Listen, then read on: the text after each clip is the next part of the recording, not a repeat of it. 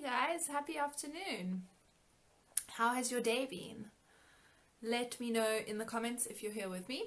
Say hello, then I know who I'm chatting to, and let me know how you are doing. So this morning we did a meditation where we sent love to someone that we felt really needed the extra boost today. And I said that this afternoon I would talk to you about the 5 love languages.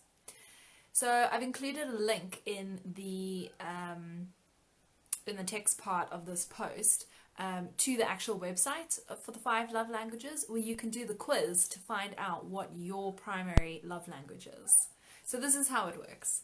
Basically, it was a marriage counselor called Dr. Gary Chapman, and he noticed this trend in the people that he was counseling, in the way that they wanted to give and receive love and appreciation, and the things that they felt were missing and that they actually wanted from the other person. And so he reviewed like thousands of notes from all these different couples, and he noticed this trend. And from that, he developed these 5 love languages that we all have. So all of us need all of them in some way, but usually we have one that is our primary need, and then maybe a couple others that are kind of our secondary need, and then they get less and less prevalent to us, as you go down the list.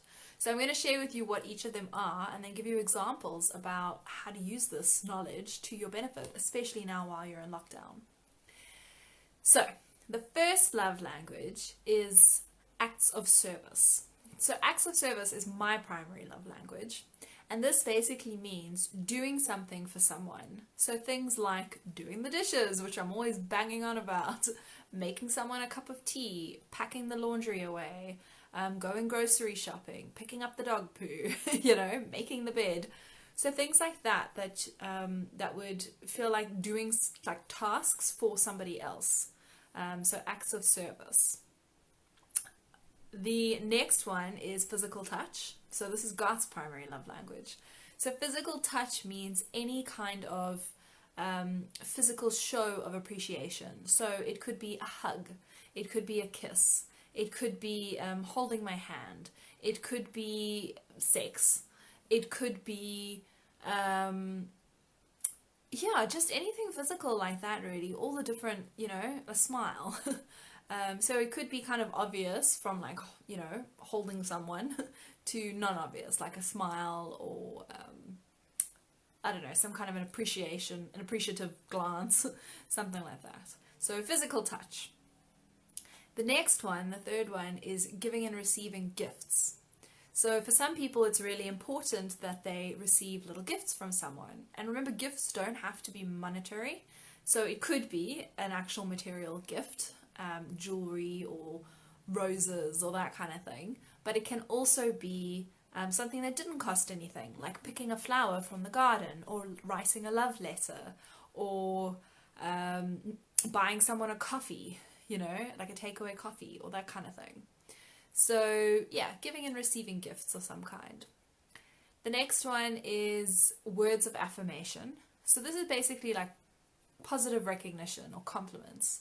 So it's when you tell someone, I really appreciate you, or you look really nice today, or I love spending time with you, or you're so kind, or thank you for being you, or I always know I can come to you with my problems. It's any kind of acknowledgement or recognition of the other person is considered words of affirmation. So it's like positive acknowledgement.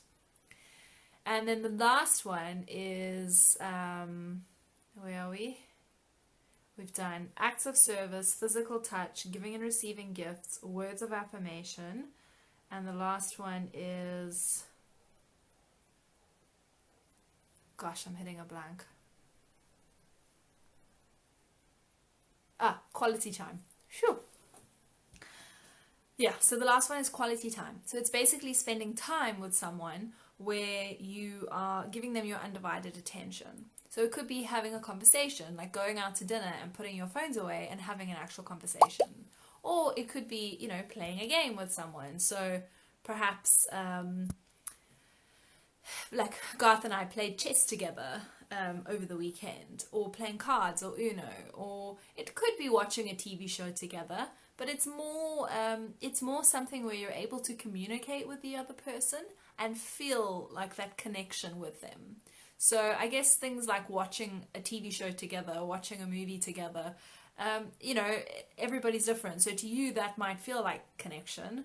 Like, for example, you know, if Garth has a favorite TV show and he really wants, or a favorite movie and he really wants me to watch that movie, that might feel like quality time to him, that I'm taking an interest in something that he's interested in. Whereas for me, quality time would feel like, let's eat dinner and put our phones away and have a conversation. Or like just before I came on here live, he decided to braai for dinner, which is a barbecue for any non-South Africans. And so he was getting the fire going. So I was sitting outside with him, having a glass of wine and chatting, because I'd been in the office all day kind of doing work on the computer. So we hadn't actually spoken today at all. So it was really nice to spend half an hour just chatting with him, having that quality time before coming back to the office and doing my live here with you. Which, by the way, I would have done outside. It would have been lovely. Except our neighbours' kids tend to run around and make quite a lot of noise at this time of day. So I thought best not risk it. Yeah, so those are the 5 love languages. So it's words of affirmation. No, let me start in the order that I said them before. So it's acts of service, doing something for someone else, like making tea, doing the dishes, that kind of thing. It's physical touch, hug, kiss, a smile, something like that, a pat on the back. It's words of affirmation, so a compliment or just showing verbal appreciation for somebody. It's giving and receiving gifts, so it doesn't have to be of monetary value, although it can be. It could also be a love note or something like that, buying someone a coffee, picking a flower from a garden, yeah, anything really. And then the last one is quality time, so spending good quality time with someone, feeling connected to them in some way. So why is this useful? In any relationship that you're in, whether it be romantic or professional or anything at all, it's helpful to know how somebody likes to be appreciated. And that's really what the love languages are about. So, for example, mine is acts of service and Garth's is physical touch. So, like primarily, although we do need the others too, but those are our primary ones. So if I've had a bad day, the best thing that he can do for me is make me a cup of tea and do the dishes or make dinner, you know, or something, or make sure the home is tidy. And that helps me feel safe. It helps me feel like I'm supported. The best thing I could do for him if he's had a bad day is to give him a hug. And if I could see that he's had a bad day and I choose to do the dishes, he's not going to see that as me appreciating him. Whereas if I give him a hug, he's going to feel supported. And equally, if I've had a bad day and he comes and gives me a hug, well, yes, I absolutely do enjoy that and I appreciate it. It doesn't mean as much to me as making dinner and doing the dishes would. And maybe that sounds a bit strange, but if your primary love language is acts of service, then you'll get it. And if it's not, then it's going to sound weird. And that's okay. So this is the beauty, is that we're all different and we all have different ways that we like to give and receive love and appreciation. The problem comes where we typically will give our love and appreciation in the way that makes sense to us. So I like to look after Garth. I like to show my love and appreciation of him by cooking him his favorite meal and making sure the dishes are done, or doing the laundry or that kind of thing. So I like acts of service, so I'm giving that to him. But it doesn't mean as much to him as it does to me. So the challenge is that if you are in a relationship, a romantic relationship, or any kind of relationship, to be honest, like if you're living with someone, even temporarily, you're in relation with them. So knowing what their primary love language is allows you to show up in a way that's going to be meaningful for them. So communicate with them what your love language is. Communicate with them like, this is how I want to be appreciated, so that they know. Don't expect people to read your minds and to just know what you want, because that's impossible. Obviously, the more you get to know someone over time, the more you can start to get a better understanding, but never make assumptions. Like, rather just be straight and upfront and tell someone, this is how I like to be appreciated. This means so much to me. And yeah, ask for what you want. So like yesterday we spoke about asking for appreciation. It's the same thing. You can ask for whatever your love language is. But also, once you know what the other person's love language is, so ask them, how do they want to be appreciated? And when you know, do that thing. Like, push yourself to get out of your comfort zone and do the thing that's going to mean something to them.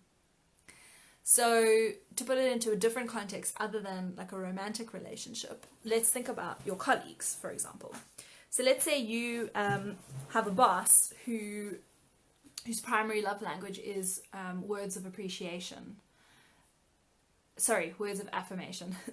So you could make sure that you praise them, or you go, wow, that's a really good idea, I'm excited to do that. Or thank you for being there for me, or thank you for being a cool boss, or whatever the words are. Thank you for supporting me, at the moment. Like use words of affirmation because you know it means something to them.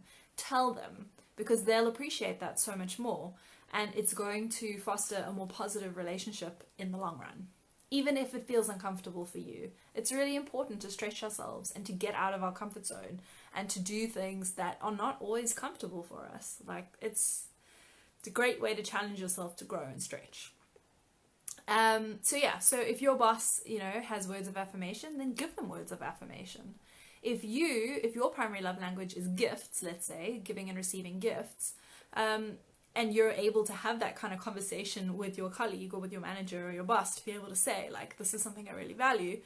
If they were a good leader and they knew that about you, they would make sure that, they would know, like, your bonus, end of year bonus is really important to you. Or to kind of buy you a cup of coffee when they come back from lunch, like to bring you a takeaway coffee, would mean a lot to you, or something like that, Or like if it's Valentine's Day, to put some flowers on your desk or something, or some chocolate, or, it's the little things like that. It's all these opportunities that we have to connect with people and to make them feel really good. And to not be doing that is such a missed opportunity. Another example, like especially at the moment, so let's say the person that you're in lockdown with, their primary love language is quality time. Yet you're feeling quite challenged at the moment to spend quality time because maybe they're getting on your nerves. Maybe, you've been in lockdown now for almost 3 weeks and it's feeling a little claustrophobic to be with the same person for all that time. But you know that quality time is really important to them. So set some positive boundaries, because you don't want you to be uncomfortable, but also it's good to challenge yourself. So find some kind of balance that's going to work for both of you. So maybe you could, and talk to them, and figure it out and say, well, I want to have quality time with you, but I can't spend all day with you because I need to get on with, the work that I need to do. Or I also want to read my book, or go color in, or do whatever I want to be doing, have some alone time. So perhaps you could say at meal times, that's quality time. We'll eat together and we won't have any distractions. So it gives them what they want. And then whatever your love language is, you can ask for that too. So let's say the person you're in lockdown with, theirs is quality time and yours is physical touch. So you can tell them that and say, sometimes I really just need a hug, or when I'm feeling really anxious, I really just need a cuddle on the couch, obviously depending on the nature of your relationship, but physical touch doesn't have to be sexual, so you can find non-sexual ways to get physical touch from someone. And I know the people I've been chatting to who are in isolation by themselves, who don't live with anybody, especially if their primary love language is physical touch, they're really struggling right now. So it's kind of getting creative and finding ways that they can feel that comfort, but obviously without having another person there. So maybe it's something like, those really fluffy blankets that you get. I always say they feel like puppies. They're really soft and fluffy and feel like puppies. So if you were home alone and yours is physical touch, you could wrap yourself in one of those really soft blankets and you could just cocoon and kind of listen to something soothing or watch something that feels good or listen to your favorite song or just take a nap. I don't know. But something that feels comforting physically, if that makes sense. So get creative with it. Get creative with it. But as soon as you know what someone's love language is, if you don't challenge yourself to show up for them in that way, then you are consciously making a choice not to work on the relationship. And that is a harsh truth, a very harsh truth. And I say it with the utmost love and respect. But if you have the information available that could help your relationship and you choose not to use it, then understand what the consequences of that choice will be. And if you do have it and you decide to do something with it, then good for you. Honestly, relationships are hard and it takes a lot of work on both ends. So yeah, you also want to make sure it's not just about you giving and the other person taking but not giving back. So that's another tough conversation to have. But perhaps that's something else we can cover in another session. Because for today, I really just wanted to touch on the 5 love languages, let you know what they are and how they could be relevant to you. So let me know. What do you think? Have you done the quiz before? Do you know what your love language is? I would love to know, so let me know in the comments. And if you haven't done it yet, the link is on this video, so you can go and do it. It only takes a few minutes. You answer the questions and then they give you like a summary of what your love languages are, ranking them from 1 to 5, basically. So yeah, if you do that, do come back and let me know. I would love to know like what kind of people we have in this group and see if I can incorporate that in some way into how I'm showing up for you. So yeah, let me know. It's very interesting. I mean, take it with a pinch of salt. You know, I don't think we want to be putting ourselves into boxes necessarily, but I do find that the results are often quite accurate. So, and they certainly were for me. Like, I can't remember now what my second one was. I think it was words of affirmation and quality time, something like that, which I know is very important to me. So yeah, I'd love to know what your response was to the results that you get. So do share, please. And that's it for today. I hope that this has been helpful. If you have any questions along the way, please just let me know, and I will come back and answer them for you. I'm sending you so much love and thank you for joining me, whether live or on the replay. Cool. Bye, guys.